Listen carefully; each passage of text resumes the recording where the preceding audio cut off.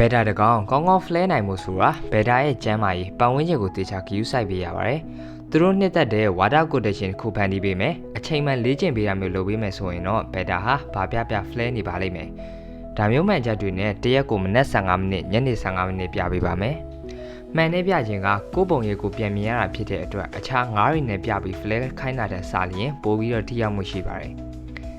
မှန်တဲ့လေ့ကျင့်ပြီးပြီဆိုရင်တော့ next step အနေနဲ့ကတော့ဒုံအမဲလေးနဲ့အရင်လေ့ကျင့်ပေးပါမယ်။ဒုံနဲ့တော့ flare နေပြီဆိုရင်တော့တင်းဘက်တာရဲ့ mentality ကအတော်ကောင်းနေပြီလို့သတ်မှတ်လို့ရပါတယ်။နောက်ဆုံးအနေနဲ့ flash stick လေးနဲ့လေ့ကျင့်ပေးရပါမယ်။ဘက်တာတွေကိုတက်တန်းအကြာကြီးထိ keep လုပ်ချင်လေ့ကျင့်ကမှန်မှန်လုပ်ပေးရပါမယ်။သူတို့စားတဲ့အစာမှာအစီပါဝင်မှုနှုန်းကအလွန်များပါတယ်။ဒါကြောင့်အစာချေစနစ်ကောင်းမှုစီရင်အမြဲ flare ခိုင်းတာဖြစ်ပါတယ်။ Beta scientist တွေရဲ့လေးလာစမ်းသပ်မှုတွေအရအရွယ်တူ beta နှကောင်ကိုတင်းလျော်တဲ့ကန်တစ်ခုစီပေးပြီးတကောင်ကိုတော့နေ့စဉ် view site ဖလဲခိုင်းတယ်။ကြံတစ်ကောင်ကိုတော့တာမန်မွေးတယ်လို့ပဲမွေးထားပါတယ်။အချိန်များစွာကြာတဲ့အခါတေချာ view site ထားတဲ့ beta ဟာ9နှစ်အထိအသက်ရှင်နိုင်ခဲ့ပြီးတော့ကြံ beta ဟာ2နှစ်နဲ့အဆုံးသတ်သွားပါတယ်။ဒါကြောင့်တင်း beta လေးကိုပို့ပြီးတော့အသက်ရှည်ခြင်းနဲ့ဆိုရင်တေချာအချိန်ပေး view site ပေးဖို့အကြံပြုချင်ပါတယ်။